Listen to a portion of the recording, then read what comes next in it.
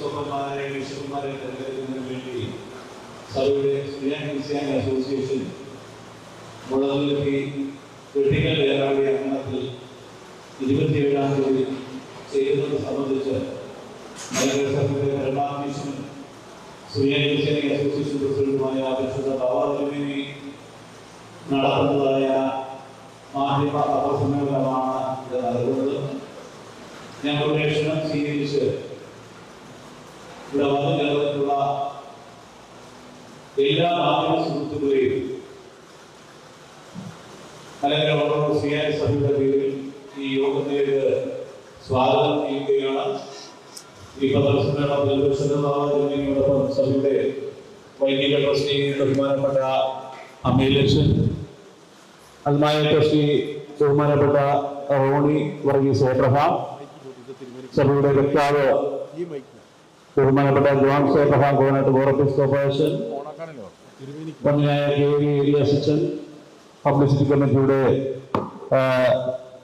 ചുമതലയുള്ള ബഹുമാനപ്പെട്ട മാത്യു ഉമ്മൻ പുലരി, ശ്രീ ജയറായുടെ മാനേജർ ബഹുമാനപ്പെട്ട കുര്യാക്കോസ് വർഗീസ് അച്ഛൻ, ശ്രീ PV ബഹനാൻ, ശ്രീ എലീൻ പൊന്നാണ്ടത്ത് എന്നിവർ വേദിയിൽ പരിശുദ്ധ ബാബാതിരുമനസിനോടൊപ്പം പങ്കെടുക്കുന്നു. ഇവിടെ വന്നിരിക്കുന്ന എല്ലാ മാധ്യമ പ്രവർത്തകരെയും ഒറ്റ വാക്കിൽ പരിശുദ്ധ സഭയ്ക്ക് വേണ്ടി ഈ സമ്മേളനത്തിലേക്ക് സ്വാഗതം ചെയ്തുകൊള്ളും.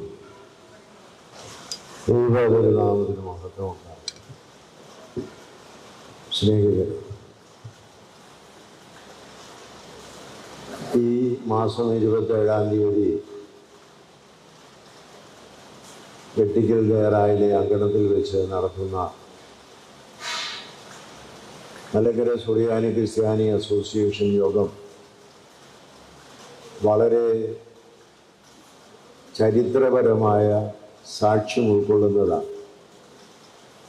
പരിശുദ്ധനായ പരിമല തിരുമേനി 11 വർഷക്കാലം തപസ്സനുഷ്ഠിച്ച ഒരു സ്ഥലമാണ് ഈ ദേറ.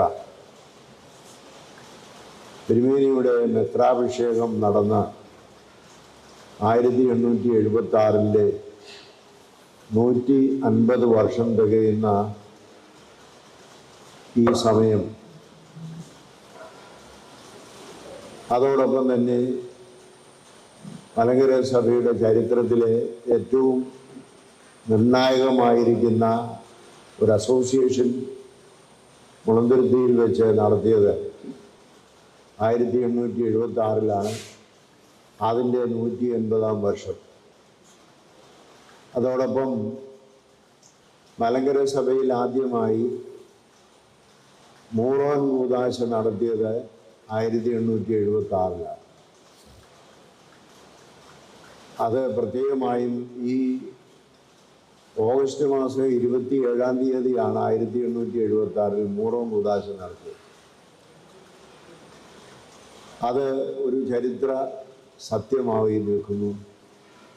ഈ 3 കാര്യങ്ങൾ ഉൾപ്പെടുന്ന ഒരു മഹാസംഭവമാണ് ഈ 27-ാം തീയതി നടക്കുന്ന മലങ്കര സുറിയാനി ക്രിസ്ത്യാനി അസോസിയേഷൻ. ദൈവകൃപയാൽ മലങ്കര സഭയ്ക്ക് ഓരോ കാലഘട്ടത്തിലും യുക്തരായിരിക്കുന്ന മെത്രാപ്പൊലീത്തന്മാരെ തിരഞ്ഞെടുക്കുവാനും വാഴിക്കുവാനും കഴിഞ്ഞിട്ടുണ്ട്. അതാത് സമയത്ത് ആവശ്യമുള്ള മെത്രാച്ചന്മാരെ തിരഞ്ഞെടുക്കുകയാണ് സഭയുടെ പതിവ്. അതനുസരിച്ച് ഈ പ്രാവശ്യം എപ്പിസ്കോപ്പൽ സ്ഥാനങ്ങളിലേക്ക് 4 വൈദികരെ തിരഞ്ഞെടുക്കാനുള്ള അസോസിയേഷനാണ് കൂടുന്നത്. മലങ്കര സഭയെ സംബന്ധിച്ചിടത്തോളം ഏറ്റവും ജനാധിപത്യപരമായ രീതിയിലുള്ള ഒരു തെരഞ്ഞെടുപ്പാണ് നടക്കുന്നത്. അൽമായരും വൈദികരും എല്ലാവരും പള്ളികളെ പ്രതിനിധീകരിച്ച് വരുന്നവർ ഏതാണ്ട് 4000 പേരോളം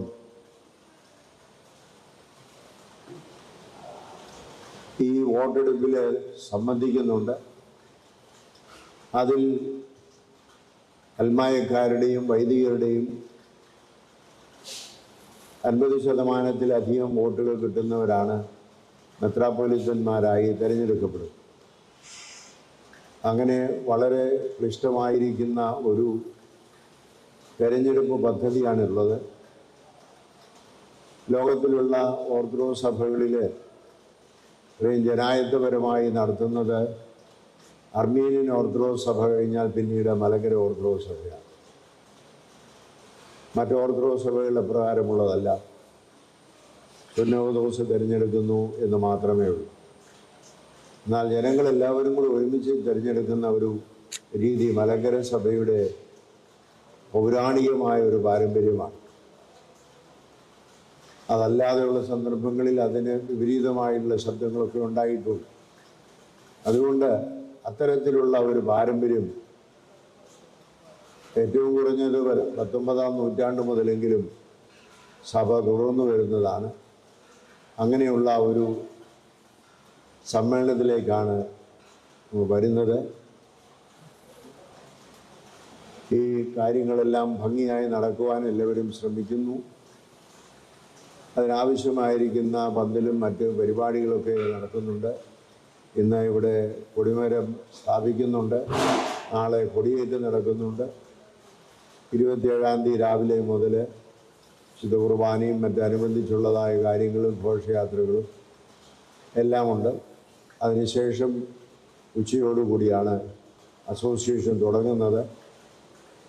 അസോസിയേഷൻ തുടങ്ങിയാൽ അതിൻ്റെ സാധാരണ പരിപാടികളനുസരിച്ച് അനൗൺസ്മെൻ്റ് നടത്തി കഴിയുമ്പോൾ വോട്ടിങ്ങിനുള്ളതായ സമയം, അത് ഫിസിക്കലായിട്ടുള്ള വോട്ടിങ്ങുമുണ്ട്, ഓൺലൈനായിട്ടുള്ള വോട്ടിങ്ങുമുണ്ട്. രണ്ടും കൂടെ ആണ് ക്രമീകരിച്ചിരിക്കുന്നത്. ഫിസിക്കലായുള്ള വോട്ടിങ് കേരളത്തിൽ അഥവാ ഇന്ത്യയിൽ ഉള്ളിലുള്ള ആളുകൾക്കും, ഓൺലൈനായിട്ടുള്ളത് ഇന്ത്യക്ക് വെളിയിലുള്ളതായ സഭാംഗങ്ങൾക്കുമാണ് ക്രമീകരിച്ചിരിക്കുന്നത്. വളരെ ദീർഘമായ ഒരു പരിപാടിയാണ്. 30 ഭദ്രാസനങ്ങളിൽ നിന്നാണ് ഈ വോട്ടെടുപ്പ് നടക്കുന്നത്. അതുകൊണ്ട് അതായത് 3000 പേരോളം ഇവിടെ, 1500 പേരോളം ഇവിടെ ഫിസിക്കലായിട്ട് സന്നിഹിതരാകും. ബാക്കിയുള്ളവർ ഓൺലൈനായിട്ടുമാണ് അനുവദിക്കുന്നത്. എല്ലാം വിജയകരമായി തീരുവാനുള്ള എല്ലാ ക്രമീകരണങ്ങളും നടന്നു കഴിഞ്ഞു. ഇനിയും ബാക്കി ഉള്ളതായ ചില മിനുക്കുപണികൾ മാത്രമേ നടത്താനുള്ളൂ. അതെല്ലാം അനുഗ്രഹപരമായി നടത്തും എന്ന് വിചാരിക്കുന്നു. പ്രധാനപ്പെട്ട മാധ്യമ സുഹൃത്തുക്കളെ, ഇതിൻ്റെ പരിപാടികളെല്ലാം ഇന്ന് വന്നതിൽ നിങ്ങളോടുള്ള പ്രത്യേകമായ നന്ദിയുണ്ട്. അടുത്ത ദിവസങ്ങളിൽ നടക്കുന്ന എല്ലാ പരിപാടികളും ഇന്ന് കൊടിമര സ്ഥാപിക്കുന്നുണ്ട്. നാളെ കൊടിയേറ്റുണ്ട്. നാളെ കഴിഞ്ഞ് തിരുവോണമായതുകൊണ്ട് പരിപാടികളൊന്നും തന്നെ ഇവിടെ ഇല്ല. അതിന് പിറ്റേ ദിവസം രാവിലെ മുതൽ 27-ാം തീയതി രാവിലെ മുതലുള്ള പരിപാടികളിലും എല്ലാം നിങ്ങളുടെ സാന്നിധ്യവും സഹകരണവും ഉണ്ടാവണമെന്നത് പ്രത്യേകമായി അഭ്യർത്ഥിച്ചുകൊണ്ട് എൻ്റെ വാക്കുകളെ ചുരുക്കുന്നു. കൂടുതലായി എന്തെങ്കിലും പറയാനുണ്ടെങ്കിൽ ഇവിടെ ഉള്ള ആളുകൾ നിങ്ങളോട് സംസാരിക്കുന്നു. വിളംബര പതാക ഘോഷയാത്ര നാളെ രാവിലെ 7:30 മണിക്ക് കൊച്ചി ഭദ്രാസനത്തിൻ്റെ ആസ്ഥാനമാകുന്ന പുരട്ടി അരമനയിൽ നിന്ന് വിശുദ്ധ കുർബാനയ്ക്ക് ശേഷം ഭദ്രാസന മെത്രാപ്പൊലീത്ത അഭിനയ ഐറേനിയസ് തിരുമേനി ഫ്ലാഗ് ഓഫ് ചെയ്യും. അങ്കമാലി ഭദ്രാസനം, കണ്ടനാട് ഈസ്റ്റ് ഭദ്രാസനം, മൂവാറ്റുപുഴ അരമന വഴി കോലഞ്ചേരിയിലും പാമ്പാക്കുട ചെറിയ പള്ളിയിലും സന്ദർശിച്ച് വൈകിട്ട് 4 മണിയോടുകൂടി മുളന്തുരുത്തി പള്ളിക്കാരൻ ജംഗ്ഷനിൽ എത്തിച്ചേരും. അവിടെ നിന്ന് ആചാരപരമായി മുളന്തുരുത്തി പള്ളിയിലേക്ക് സ്വീകരിച്ച് അനയിക്കുന്നതും തുടർന്ന് ആഘോഷമായി വാദ്യമേളങ്ങളുടെ ഹമ്പടിയോടുകൂടി തന്നെ ആഘോഷ പരമ്പരാഗതമായ രീതിയിൽ സ്വീകരിച്ച് ആഘോഷിച്ച് ഇവിടെ കൊണ്ടുവന്ന് നമ്മുടെ സമ്മേളന നഗറിൽ പരിശുദ്ധ ബാബാ തിരുമനസ്സുകൊണ്ട് നാളെ 5:30 മണിക്ക് പതാക ഉയർത്തുന്നതാണ്. ഈ പരിപാടിയുടെ ഒരു പ്രത്യേകമായ കവറേജ് നൽകണം. അതോടൊപ്പം തന്നെ അസോസിയേഷൻ നടക്കുന്നതായ 27-ാം തീയതി രാവിലെ 10 മണിക്ക് വളന്തുരുത്തി പള്ളിയിൽ വെച്ച് സഭയുടെ മാനേജിംഗ് കമ്മിറ്റിയുടെ ഒരു പ്രത്യേക യോഗം അസോസിയേഷൻ കാര്യങ്ങൾ വിലയിരുത്തുന്നതിന് വേണ്ടി പരിശുദ്ധ ബാബാ തിരുമേനിയുടെ അധ്യക്ഷതയിൽ പങ്കെടുക്കും. അവിടുത്തെ സഭയിലെ മുഴുവൻ തിരുമേനിമാരും സഭയുടെ മുഴുവൻ മാനേജിംഗ് കമ്മിറ്റി അംഗങ്ങളും പങ്കെടുക്കുന്നു എന്നുള്ളത് പ്രത്യേകമായി ആ യോഗത്തിന് ഏറെ പ്രാധാന്യമുണ്ട്. അതോടൊപ്പം തന്നെ ഈ വോട്ടിങ്ങിനെ പറ്റിയൊക്കെ കൃത്യമായി ഇതിനകത്ത് പറഞ്ഞിട്ടുണ്ട്.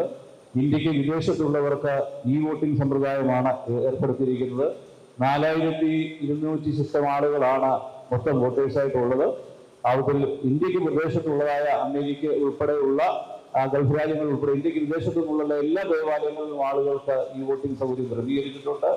ബാക്കി ഇന്ത്യയിലെ എല്ലാ സംസ്ഥാനങ്ങളിൽ നിന്നും ഉള്ളതായ ദേവാലയങ്ങളുടെ പ്രതിനിധികളും കേരളത്തിന്റെ എല്ലാ ജില്ലകളിൽ നിന്നുള്ളതായ ഭദ്രാസനങ്ങളിൽ നിന്നുള്ളതായ പ്രതിനിധികളും ഫിസിക്കലായി ഈ മുളന്തുരുത്തിയുടെ ഈ പുണ്യഭൂമിയിൽ എത്തിച്ചേർന്ന് കരിമല തിരുമേനി ജീവിച്ചു വളർന്ന തിരുമേനിയെ രൂപപ്പെടുത്തിയ മൂശയാകുന്ന വെട്ടിക്കൽ വേറായിൽ വന്ന് ഇവിടെ വെച്ച് ആ അസോസിയേഷനിൽ പങ്കെടുത്ത് സഭയ്ക്ക് 4 മേൽപ്പട്ടക്കാരെ തെരഞ്ഞെടുക്കുന്നതിനുള്ള പ്രക്രിയയിൽ അവർ പങ്കാളികളാകുന്നു എന്നുള്ളതും ലോകര മറ്റ് മതങ്ങളുടെ ബാബാതിരുമേനി സൂചിപ്പിച്ചതുപോലെ തന്നെ ഏറ്റവും വലിയ ജനാധിപത്യ സംവിധാനം 4000-ഓളം ആളുകളാണ് വോട്ടിങ്ങിൽ പങ്കെടുക്കുന്നത് എന്നുള്ളത് എല്ലാ ആളുകളുടെയും പ്രാതിനിധ്യം ജനാധിപത്യം വിളിച്ചോതുന്നതായ ഒരു സംഗതിയാണ്.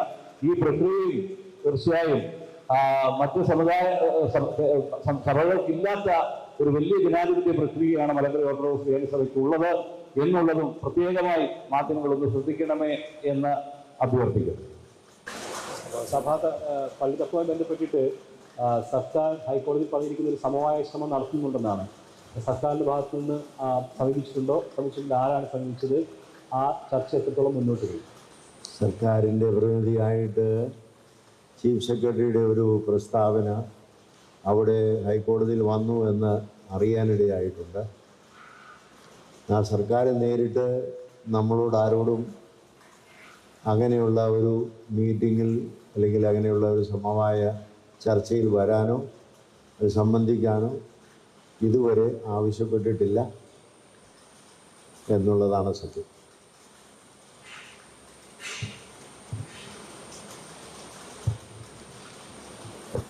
അങ്ങനെ ചർച്ച വന്നു കഴിഞ്ഞാൽ അനുഭവപൂർവമായ സമീപനം ഉണ്ടാവില്ലേ? നിശ്ചയമായും മലങ്കര സഭ എന്നും അതിന് ഏത് ഗവൺമെൻറ്റിനോടും സഹകരിച്ചിട്ടുണ്ട്. ഇതിനു മുമ്പുള്ള ഗവൺമെൻറ്റിനോട് സഹകരിച്ചിട്ടുണ്ട്, ഇപ്പോഴത്തെ ഗവൺമെൻറ്റിനോട് സഹകരിച്ചിട്ടുണ്ട്, പിണറായി ഗവൺമെൻറ്റിന് മുമ്പ് ഉള്ള ഉമ്മൻചാണ്ടി ഗവൺമെൻറ്റിനോടും സഹകരിച്ചിട്ടുണ്ട്.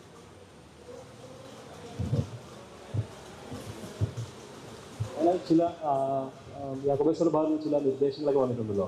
ഈ പരമ്പരാഗത അല്ലെങ്കിൽ പുരാതന പള്ളികളൊക്കെ വിട്ടുകൊടുത്തു കഴിഞ്ഞാൽ ആ പ്രശ്നം പരിഹരിക്കാമെന്നൊക്കെ ചില നിർദ്ദേശങ്ങൾ വന്നിട്ടുണ്ട്. അതിനകത്ത് എന്താണ് അഭിപ്രായം? നമുക്ക് അങ്ങനെ ഏതെങ്കിലും തരത്തിലുള്ള നിർദ്ദേശങ്ങൾ നമ്മുടെ മുമ്പാകെ ആരും വെച്ചിട്ടില്ല.